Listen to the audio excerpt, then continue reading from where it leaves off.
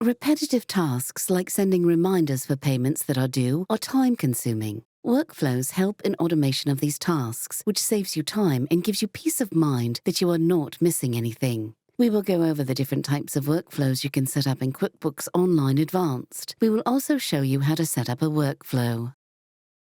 To get started, select the gear icon, then select Manage Workflows. On the Templates tab, you will see different workflow templates that are provided by QuickBooks.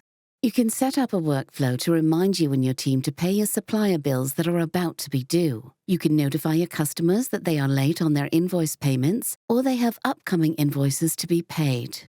A reminder to record bank deposits helps you stay on top of your bookkeeping and reduces the possibility of your recording a deposit and extra time when it's downloaded. You can have QuickBooks remind you or your team to send unsent invoices to customers. There are many more workflow templates which QuickBooks provides to help you in your transactions. To set up a workflow, choose the one you would like to set up from the given templates. Select Create. You can then create the workflow using Actions and Conditions. In this case, we shall set up a workflow to notify our customer when their payment is due.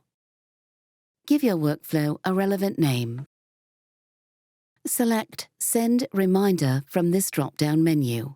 Set the days to 3. Select the time frame according to the payment cycle you wish to set from the drop-down menu. In this case, let us select Before Invoice is Due.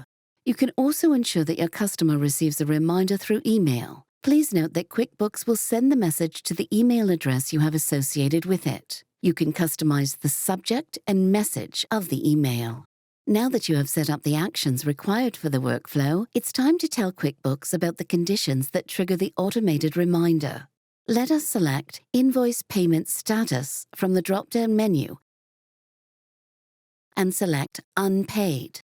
You can add more conditions to your workflow here. If you change your mind about any of the conditions set, you can delete it by selecting the bin icon.